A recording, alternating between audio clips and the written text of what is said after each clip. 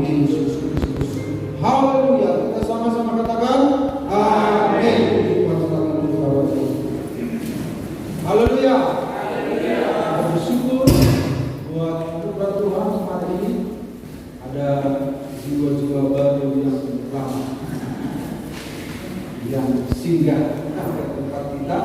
Puji Tuhan. Mari kita lihat lanjutan firman Tuhan minggu yang lalu. Jadi seorang Kristen itu harus punya titik balik, ya. Harus punya titik balik dalam hidupnya. Jadi kemarin juga Stefani bertelepon, saya sampaikan juga ini. Seorang Kristen harus punya titik balik. Titik balik itu ada karena Yesus Kristus yang mengadakan, ya, lewat kebangkitan. Tidak ada sebuah titik balik kalau bukan Kristus, kebangkitan Kristus penyebabnya. Nah, dan titik balik itu adalah kebangkitan Kristus, dan dalam bagi orang Kristen sendiri adalah kelahiran kembali. Mari kita lihat kali ini lanjutannya adalah kebangkitan Kristus, dasar kebangkitan tubuh jasmani seluruh umat manusia. Kebangkitan Kristus, dasar kebangkitan tubuh jasmani seluruh umat manusia. 2-3 ya. Kebangkitan Kristus, dasar kebangkitan tubuh jasmani seluruh umat manusia. Tubuh fisik, ya. Jadi kami pernah mengikuti sebuah diskusi di sebuah kelas dulu waktu kuliah S1, ya. Di situ banyak teman-teman yang sudah senior. Lewat diskusi itu ternyata pemikirannya tidak sama seperti apa yang dalam Alkitab. Pemikirannya adalah mana bisa manusia itu bangkit. Kan Alkitab mengatakan bahwa tubuh manusia itu menjadi lutan, rohnya yang dibangkitkan.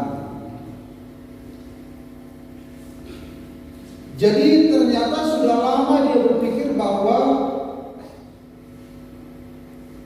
tidak ada terjadi kebangkitan tubuh fisik.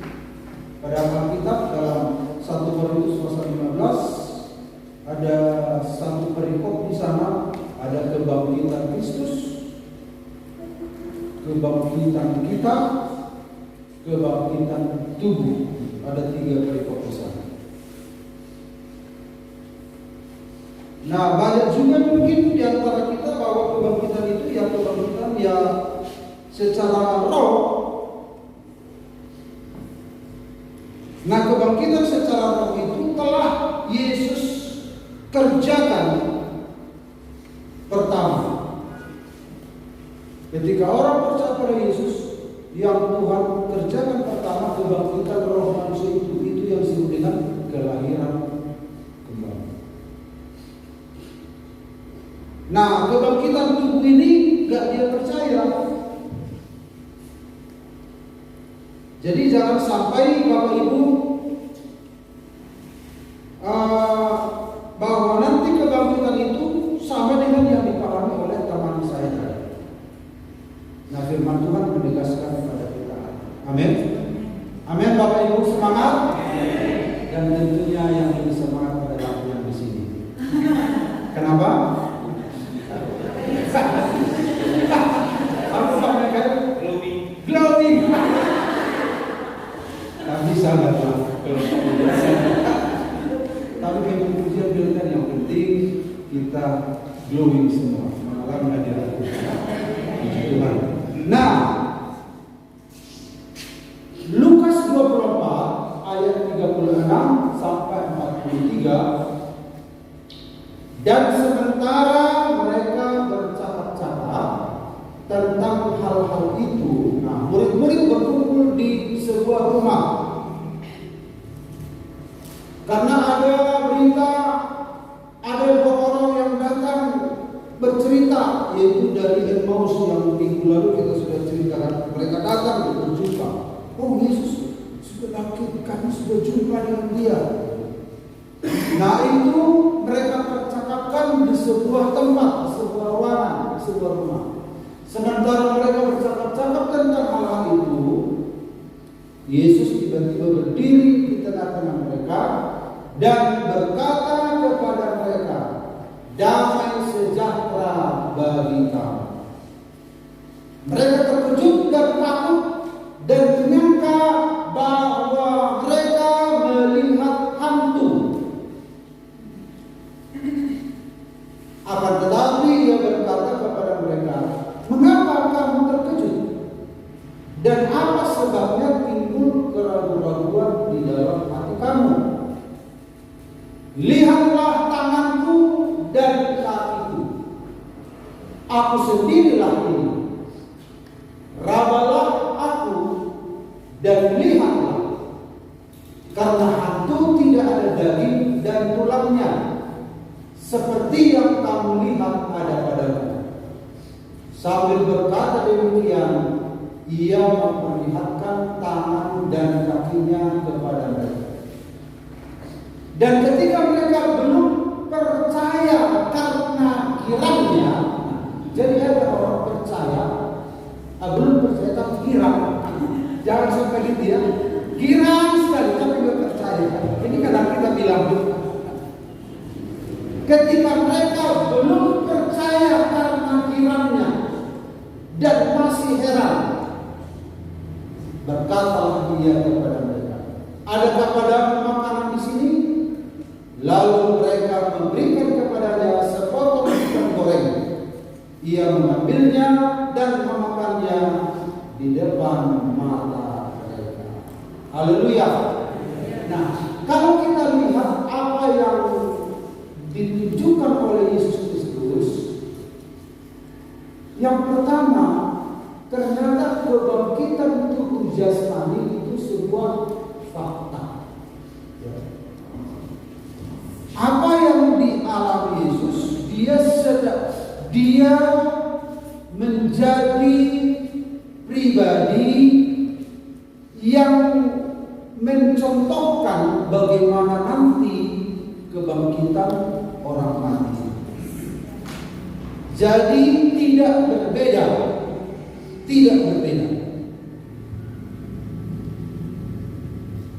Kalau berbeda berarti tidak sesuai dengan apa yang Tuhan katakan. Nah, jadi apa yang dialami Yesus,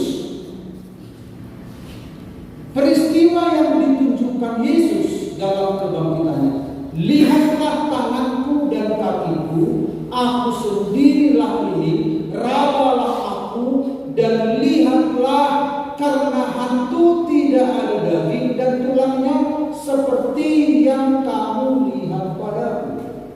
Itu adalah sebuah fakta kebangkitan tubuh jasmani. Mungkin saudara berpikir, kan Tuhan bilang darah dan daging tidak mendapat bagian dalam kerajaan Allah. Nanti kita lanjutkan ke sana. Tapi yang penting dalam pikiran saudara bahwa ada kebangkitan tubuh fisik, kebangkitan tubuh jasmani, dan itu telah ditunjukkan Yesus lewat kebangkitannya. Karena Yesus adalah yang sulung, yang pertama, dia menunjukkan bagaimana keadaan kebangkitan orang percaya nanti. Bahkan orang tidak percaya pun nanti akan bangkit. Jadi itu adalah sebuah fakta yang real. Nah, jadi saudara-saudara, bukanlah hantu. Jadi kebangkitan orang percaya dari kematian bukan hantu. Hantu itu artinya bagi kita negatif ya. Hantu itu negatif. Padahal hantu itu dipakai oleh istilah kita untuk mengatakan roh. Roh itu tidak berwujud, itu maksudnya hantu. Jadi kebangkitan tubuh itu bukan roh. Roh itu sudah lebih dahulu dilahirkan ulang. Ini sekarang urusan tentang tubuh. Nah, jadi kebangkitan Kristus itu adalah dasar kelahiran kembali. Yang dilahirkan kembali adalah roh. Sementara tubuh itu dibangkitkan. Ya. Jadi dasar kebangkitan tubuh adalah kebangkitan Kristus. Kenapa perlu dibangkitkan nanti kita lihat. Jadi dalam pikiran kita harus memiliki pikiran bahwa kebangkitan itu sama seperti kebangkitan Yesus. Dia bukan yang bangkit itu bukan roh, bukan hantu.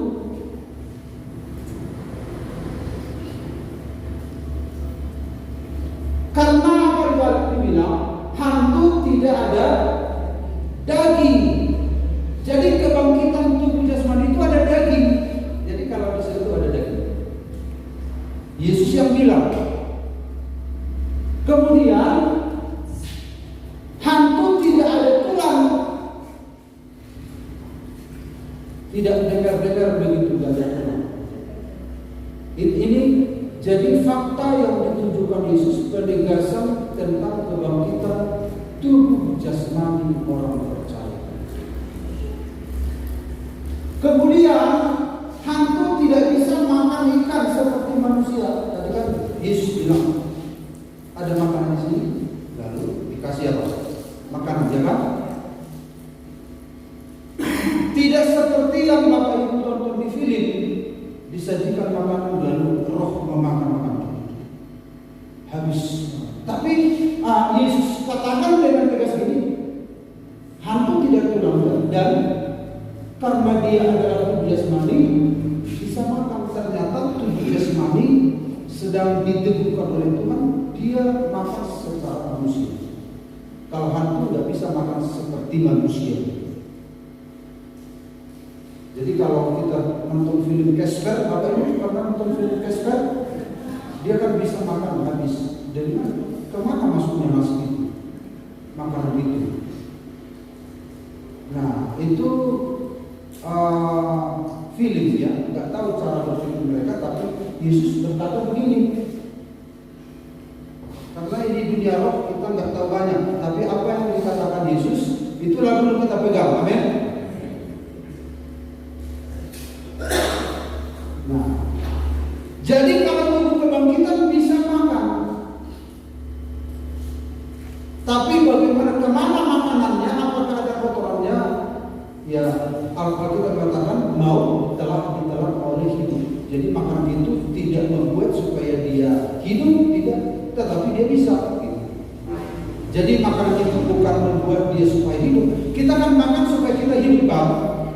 Tapi makanan orang yang sudah bangkit itu dia bisa makan, tapi bukan supaya dia bisa hidup, tapi dia bisa melakukannya. Nah, itulah yang sudah digambarkan Yesus dengan terang benderang di sini ya. Jadi kebangkitan tubuh itu sebuah fakta, bukan hantu. Hantu tidak ada daging, hantu tidak ada tulangnya, dia bisa diraba. Kalau hantu kan apa dia? Kelihatan tapi tidak bisa diraba. Rabalah, karena hantu tidak punya daging, hantu tidak punya tulang. Ternyata kita punya daging. Daging yang bagaimana? Nanti kita lihat kelanjutan. Yang jelas, kebangkitan tubuh jasmani telah digambarkan Yesus lewat kebangkitannya. Itulah nanti kebangkitan kita. Jadi bukan apa itu roh ya. Nah, manusia itu kan terdiri dari tubuh, jiwa, roh. Ini udah berkali-kali kita lihat ya. Nah, ini yang disebut dengan rohani. Manusia artinya rohani. Kata dasar rohani apa? Roh. Ini jasmani. Yang kita pikirkan yang bangkit ini rohani, ini enggak. Jadi kebangkitan Kristus itu ini juga ikut begitu. Tapi karena manusia jatuh dalam dosa, yang Tuhan urus dulu ini, musuh yang terakhir dikalahkan adalah maut. Nanti belakangan diurus Tuhan ini. Ketika dia datang, kebangkitan tubuh ini akan diselesaikan dan tidak akan mati lagi. Nah, coba Bapak Ibu, yang bangkit adalah ini. Apa jadinya? Itu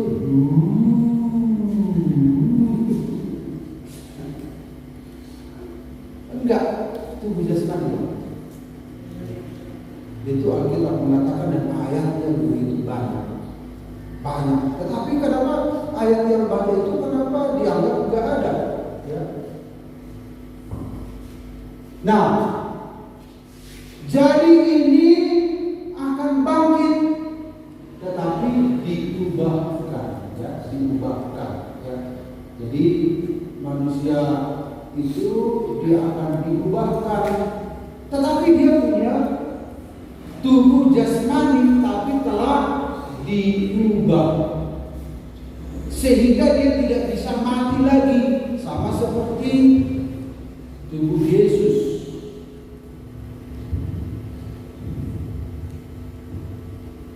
Nah, apakah punya darah? Nah, ini menjadi sebuah persoalan perdebatan. Ya namanya tubuh yang diubahkan. Karena nggak adanya yang melukai, jadi nggak kelihatan darah. Tapi pastilah dia sembuh. Kalau darah Yesus sudah pasti kekal ya, karena dia mempersembahkan darahnya ke ruang mahfuz. Dia membawa darahnya sendiri, darah yang kekal. Yang namanya manusia punya tubuh jasmani, kalau dipotong nggak mungkin nggak ada darah, kan? Pasti ada. Sementara iklan Marjan aja ada darahnya. Kalau boleh iklan Marjan tidak ada darah. Jadi yang minum Marjan itu darah mendaga. Nah itu apa kecil ya. Itu ya. Nah, jadi tubuh jasmani ini diubahkan. Tapi tubuh jasmani, tubuh fisik dia punya apa? Dia punya struktur, dia punya materi, bukan hampa, bukan roh, punya materi. Sama seperti Yesus, hanya bedanya diubahkan, tubuh yang diubahkan, tubuh kemuliaan, tapi punya materi tubuh yang tidak akan binasa. Makanya ada kuburan terbelah katanya. Kan kuburan terbelah itu apa? Ya, pertemuan antara roh manusia dengan tubuh. Seberapa penting ini tubuh ini rupanya? Kita lihat nanti. Jadi tubuh kita itu berharga bagi Tuhan. Tubuh kita itu berharga. Tentu tidak binasa lagi nanti kalau Yesus datang. Dia memberikan tubuh kita bagi orang lain. Sementara yang masih hidup diubah sehingga tidak binasa. Karena yang membuat tubuh kita ini merosot karena dosa kan, dosa merosot. Nah setelah kita nanti bangkit, tidak ada lagi tubuh dosa itu nggak ada lagi. Benar-benar dibersihkan. Jadi mungkin Bapak Ibu nggak terlalu penting ini, yang penting jualanku. Pentingnya ini. Baru saat jalan puasa selalu berkat. Tapi anak muda pun menggemari seperti itu. Buktinya begini ya. Yosafat kan dia di Jakarta, dia ibadah rutin. Gojeknya saja mahal. Tapi dia orang puas. Setiap ibadah berkat terus dibicarakan, berkat. Nah, artinya orang muda saja ternyata tidak suka yang gitu-gitu. Dia mau yang kebenaran gitu.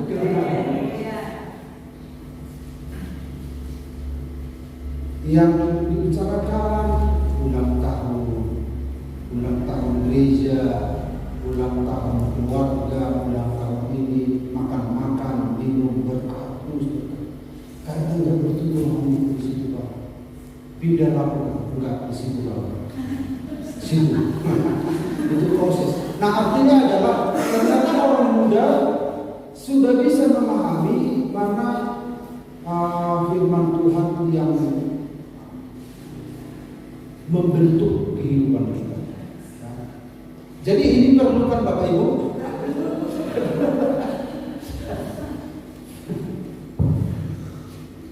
Jadi saudara-saudara, kebangkitan tubuh jasmani ini itu sebuah fakta. Ya. Sesungguhnya aku menyatakan kepadamu suatu rahasia. Kita tidak akan mati semuanya, tetapi kita semuanya akan diubah dalam sekejap mata pada waktu bunyi nafir yang terakhir. Sebab nafir akan berbunyi dan orang-orang mati akan dibangkitkan dalam keadaan yang tidak dapat binasa, dan kita semua akan diubah. Makanya lewat teks ini sekaligus menyangkal lagu apa itu? Masa joma ikomade na na na na. Pak Melan nggak tahu lagi itu. Yang kita pakai apa? Oh Yerusalem, ku tinggalkan itu lagi. Tapi saya masih tahu ya. Ada bapak-bapak ibu yang tahu masa jomai kemas. Oh, bukan dia tahu. Betul-betul memang partai Costa Java. Lagu-lagunya apa? Sama surga yang gak ada yang tahu ya.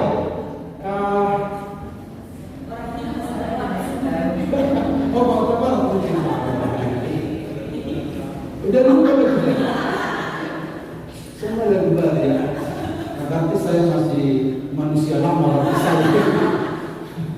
Nasa joma ini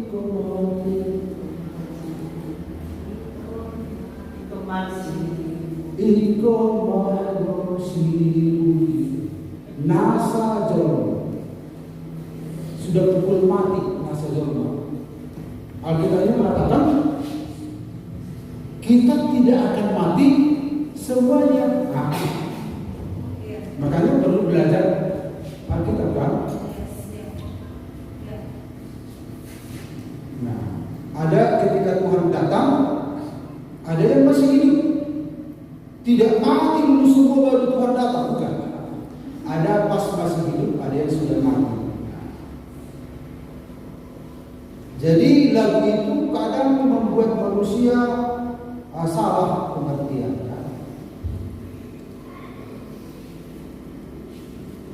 Jadi dikatakan di sini dalam sekejap mata pada waktu bunyi nafir terakhir, sebab nafir akan berbunyi dan orang-orang mati akan dibangkitkan dalam keadaan yang tidak binasa, dan kita semua akan diubah. Jadi orang yang mati diubah dalam keadaan yang tidak dapat binasa, kita akan diubah, yang hidup akan diubah, mendapatkan tubuh yang baru sama seperti orang. Jadi kebangkitan tubuh jasmani adalah sebuah fakta.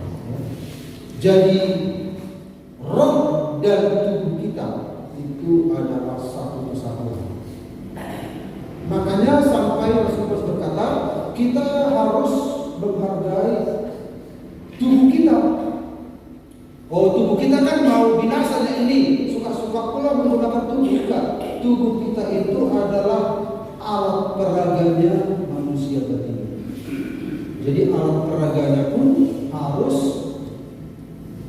diselamatkan. Karena manusia itu butuh adalah tubuh jiwa. Nah, itu yang pertama, sebuah fakta. Daniel 12 ayat 2, dan banyak dari antara orang-orang yang telah tidur di dalam bencana akan bangun. Akan bangun artinya bangkit. Ini ditulis Daniel. Sebagian untuk mendapat hidup yang kekal, sebagian untuk mengalami kehinaan dan kegelian kekal. Jadi dari kalimat ini saya bisa mencari-cari katanya.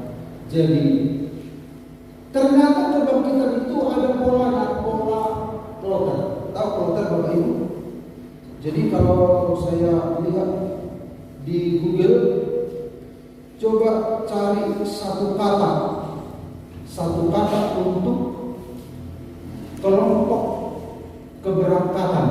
Nah, satu kata kelompok keberangkatan artinya adalah kloter. Makanya ada kloter embarkasi Kolonial Medan. Nah, itu kelompok keberangkatan dalam perjalanannya menuju ke Mekah. Itu disebut kloter. Kloter itu adalah kelompok keberangkatan. Nah, ada kelompok keberangkatan. Kloter ini berasal dari bahasa Belanda, diserap ke dalam bahasa Indonesia. Kulit. Kalau nggak salah, ingat. Kalau saya lihat dulu, kulice, kloter. Jadi orang Indonesia mengambil ke bahasa Indonesia kloter. Kloter itu adalah kelompok perjalanan. Jadi untuk supaya tidak panjang judulnya, saya buat kloter, ya, pola kloter. Jadi kebangkitan tubuh ini pola kloter. Jadi kalau Bapak Ibu dengar di TV, kloter, embarkasi, silamik, kloter itu berarti kelompok perjalanan menuju ke sebuah tempat. Pengiriman barang pun pakai istilah kloter juga, kloter barang ini tempatnya di sana. Nah, itu artinya menuju perjalanan. Itu kelompok-kelompok. Ternyata ini juga ada kelompok akan bangun sebagian untuk mendapat hidup yang kekal, sebagian untuk mengalami kehinaan dan kengerian kekal. Nah, mari kita lihat ini Daniel berbuat 530 tahun sebelum Yesus. Dia sudah melihat ribuan tahun ke depan tentang adanya pola kloter kebangkitan. Kloter kebangkitan pertama dan kloter kebangkitan kedua. Jaraknya ada 1000 tahun. Jadi Daniel lihat ternyata kebangkitan itu ada dua kelompok perjalanan, dua kelompok kebangkitan. Nah, di kelompok manakah kita? Nah, itu yang menjadi pertanyaan. Di kelompok manakah kita? Bapak Ibu, sesuai dengan firman Tuhan yang sering saya sampaikan, kita ini kloter mana? Takut? Kloter mana? Kecuali koordinator udah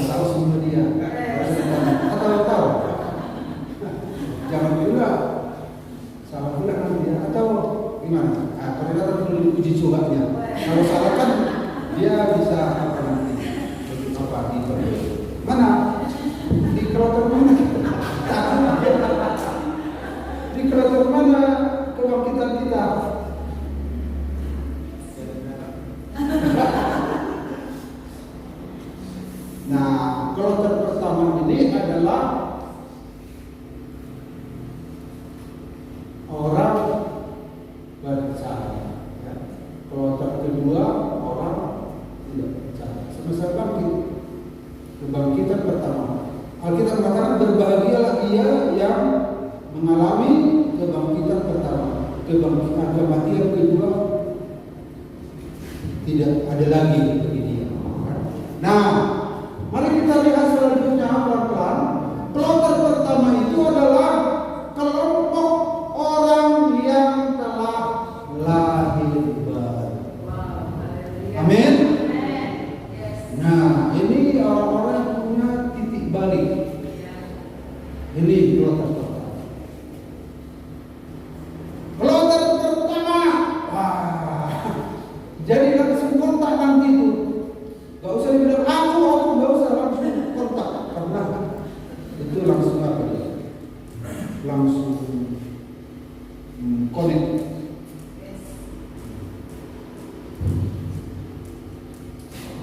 Jadi kita harus dilahirkan kembali seperti ini.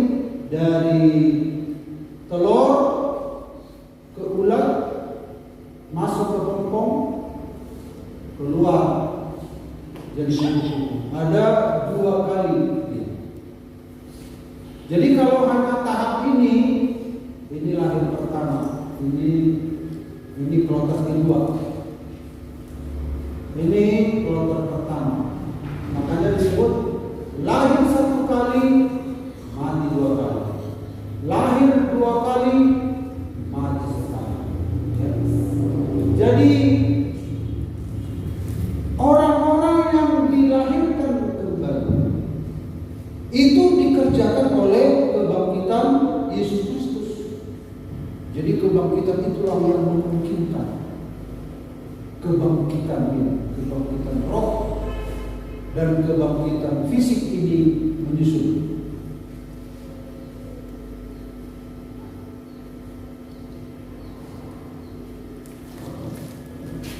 Ini sama seperti orang dia sudah tua, mau mati, kemudian tubuhnya masuk ke dalam kubur dan rohnya masuk ke dalam firdaus, tempat penantian, tempat perhentian, ya, tempat penantian. Jadi orang-orang yang mati dalam Tuhan itu ada di tempat perhentian, tempat peristirahatan, tempat penantian, menanti kedatangan Tuhan, menantikan kebangkitan. Ketika bunyi nafiri, malaikat-malaikat membunyikan trompet, maka apa yang terjadi? Terjadilah apa? Rohnya dari firdaus itu berjumpa dengan tubuhnya dan dia mengalami tubuh kebangkitan. Makanya disebut kubur terbelah. Waktu Yesus bangkit, di situ juga ditulis kubur-kubur terbelah dari orang-orang Kristus. Itu adalah contoh. Jadi ini bukan sebuah khayalan, tetapi sebuah fakta. Itu yang perlu terjadi. Amin. Iya, nanti lagi Pak Pendeta, ekonomi tidak dulu. Sekali lagi perlu ini Bapak Ibu, perlu membuat kita memiliki sebuah kepastian. Jadi kalau kita tahu ini, kalau ada masalah-masalah dalam hidup kita, apa tersebanding ternyata dengan apa yang Tuhan sediakan. Itu pentingnya mempelajari hal seperti itu. Akhirnya saudara terhibur, saudara berkekuatan, bersemangat.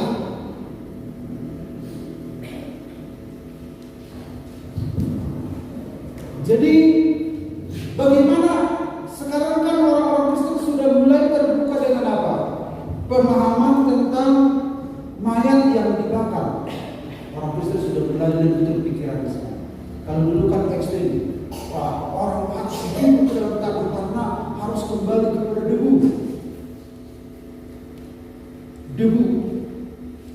Nah dibakar pun jadi debu juga di sana. Dan Tuhan berkuasa untuk mengumpulkan itu. Sebenarnya dibakar tidak binasa, dikubur pun tidak binasa, walaupun hancur dimakan apa semua, tidak ada yang hilang sebenarnya, hanya berubah bentuk.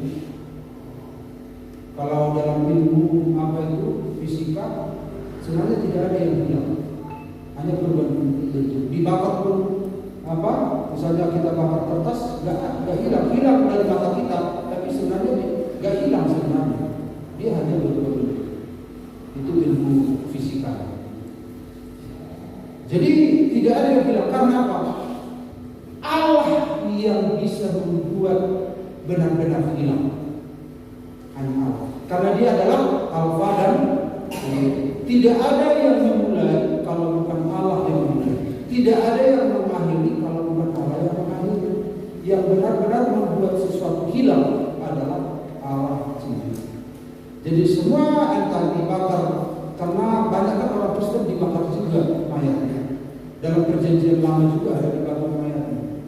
Nah, jadi sekarang dibahas di dunia Kekristenan sama nggak bakar mayat. Nah, akhirnya dipikirkanlah kalau bakar mayat kan, akhirnya larinya ke masalah etika.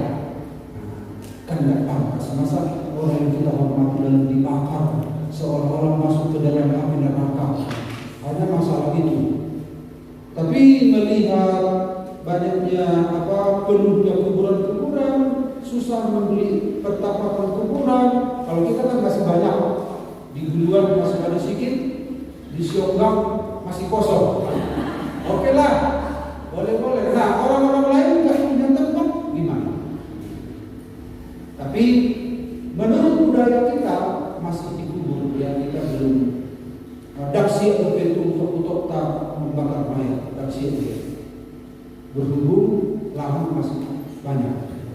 Tetapi ada juga anak Tuhan yang dibakar mayatnya, mereka tidak masalah.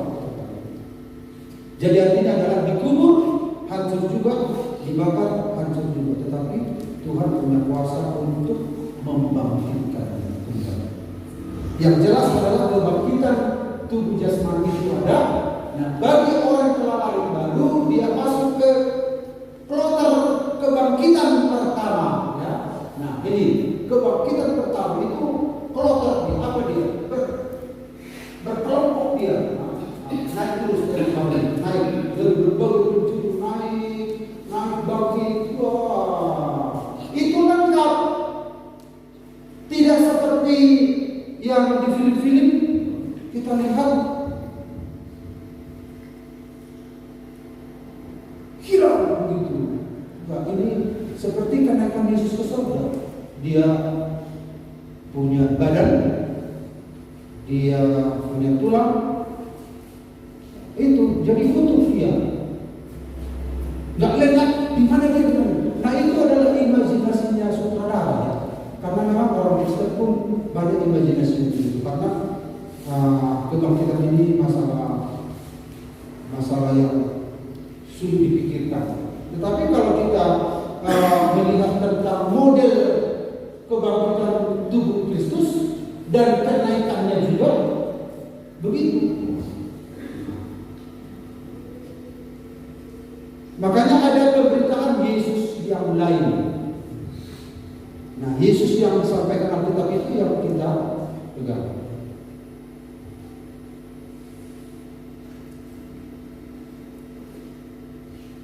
Nah, jadi ada kebangkitan kloter pertama, yaitu orang yang telah lahir baru, berjumpa dengan Tuhan di angkasa. Ada pertemuan juga.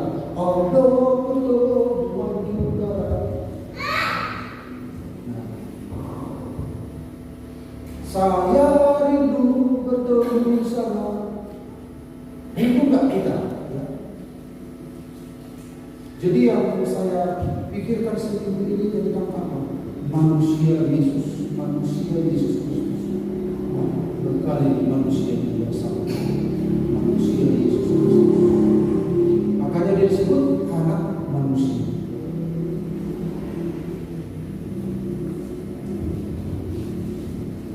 Jadi kita masuk kloter pertama ini. Amin. Amin. Dan syaratnya tidak baru. Nah, mengapa tubuh perlu dibangkitkan? Banyak ayat dalam Alkitab ya, banyak ayatnya, tetapi ada beberapa bagian yang saya tunjukkan karena waktunya. Karena tubuh bagian keutuhan manusia. Manusia itu utuh kalau ada tubuh. Kalau ada roh jiwa nggak utuh. Jadi tubuh itu bukan hanya sekedar wadah. Wadah ini dibuang lalu yang dipentingkan adalah roh dan jiwa juga. Itu sama seperti orang memberikan ilustrasi. Kalau kita kan ke bukit, katanya ke bukit hau-hau nama sampai tamarang orang dari tukok. Argali dihita hau nama sakit. Itu kok dulu. Alai dulu sakitnya dulu tabolok kok bekadi katanya. Tetapi tubuh bukan seperti itu, ya. Bukan berarti tubuh itu tidak berguna. Keutuhan manusia itu adalah zikar tubuh, dan itu disempurnakan oleh Tuhan. Jadi kalau kita bermasalah dengan tubuh kita, fisik kita, itu akan diubahkan oleh Tuhan dengan sempurna. Mengapa tubuh perlu dibangkitkan? Manusia ini adalah eksekutor manusia. Jadi pelaksana dari apa yang kita pikirkan itu tubuh kita. Jadi yang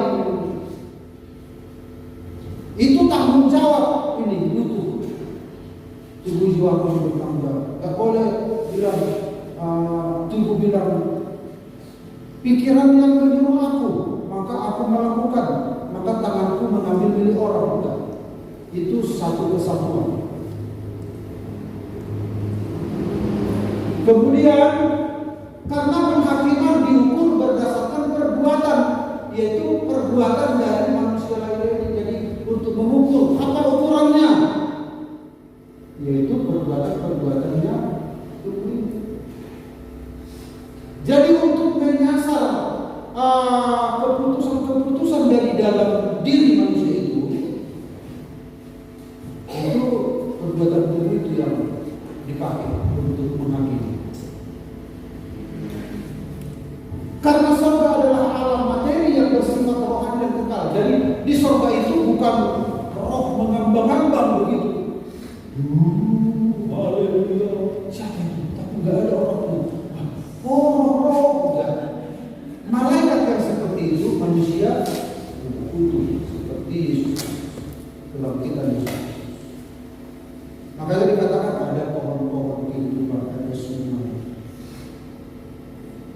Tapi nggak mati karena tubuhnya sudah tubuh kemuliaan. Yang jelas punya tubuh fisik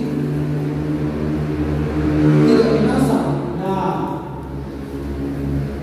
jadi Bapak Ibu ini adalah iman kita itu nggak kelihatan, iman nggak kelihatan. Ini adalah verifikasi iman. Jadi ini adalah perbuatan tubuh, inilah hati kita. Jadi inilah yang tolong ukur pengadilan untuk mengadili ini. Nah, karena engkau yang mengeluarkan ini, maka ini yang diukur untuk menghakimi. Ya, kita lewatkan ya. Yang terakhir, dan banyak dari antara orang-orang yang telah hidup dalam kebutahan akan bangun. Sebagian untuk mendapat hidup yang kekal, sebagian untuk mengalami kehinaan dan kengerian yang kekal. Nah, kita lihat kloter kedua, orang fasik, orang tidak percaya, orang yang tidak lahir baru. Ini kloter kedua. Sebagian yang kedua ini. Jadi kita sudah melihat ini Nikodemus. Andai kata Nikodemus dia tidak percaya dari lahir sampai mati, tidak ada perjumpaan dengan Tuhan di perjalanan hidupnya, dia menjadi orang tidak percaya. Walaupun dia Kristen, tapi tidak ada perjumpaan pribadi, tidak ada titik balik dalam hidupnya, dia tidak dilahirkan baru. Walaupun dia Kristen, memang dikubur secara Kristen, tapi tidak ada perjumpaan pribadi dengan Sang Juru Selamat, dia akan mati. Mungkin kematian yang terhormat, tetapi bagaimana dengan kelanjutannya? Jadi cara kematian tidak penting, tapi bagaimana kita hidup. Kita ini punya hubungan pribadi dengan Tuhan, punya titik balik kita itu. Ya. Mengapa tubuh perlu dibangkitkan? Tadi kita sudah lihat. Orang-orang yang tidak percaya pun demikian Bapak Ibu. Ya. Karena neraka juga dalam alam materi yang bersifat rohani dan kekal. Alam materi yang bersifat rohani dan kekal. Ada tubuhnya juga, ada fisiknya dan kekal. Nah, ini jadi kalau ini adalah orang fasik, dia dihakimi berdasarkan perbuatan dia. Untuk menyasar ini apanya? Indikator penilaian. Nah, sekarang kita lewatkan saja dengan cepat ya. 1 Petrus 4 ayat 6. Sebab untuk itu pula lah diantara yang mati telah diberitakan Injil, supaya di satu sisi mereka dapat dihakimi sesuai dengan manusia di dalam daging, tetapi di sisi lain mereka dapat hidup sesuai dengan Elohim di dalam roh. Jadi orang yang ini ketika dia mati, Bapak Ibu lihat, kelihatan nggak rohnya? Kelihatan nih, bergerak. Lihat, tubuhnya sudah mati, tapi rohnya pergi ke Hades. Pergi ke Hades. Ini orang yang tidak dilahirkan kembali, tidak punya titik balik dalam kehidupan. Memang dia Kristen, tetapi rohnya pergi ke Hades. Nah, kemudian setelah itu rohnya kembali setelah kerajaan 1000 tahun, dan dia bangkit juga, bangkit dan masuk ke mana? Masuk ke dalam Gehenna, lautan api. Itu kloter kedua. Jangan mau masuk ke kloter kedua ini. Amin.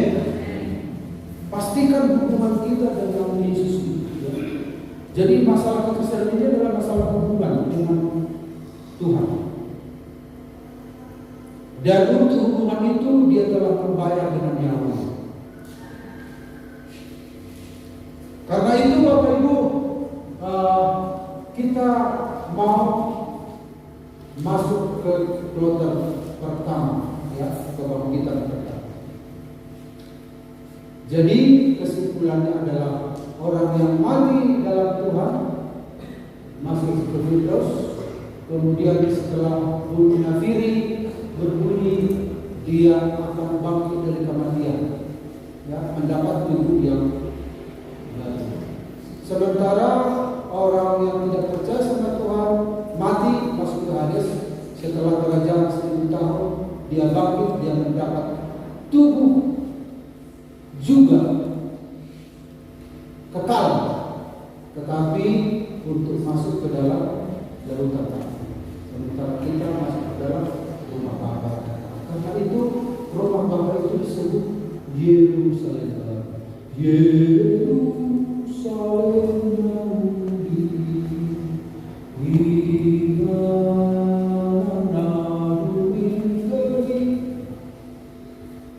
ke sana tujuan kita di Yerusalem. Karena itu kita akan menyanyikan pemain musik, silakan nyanyi tentang Yerusalem, tetapi dengan sukacita, ya.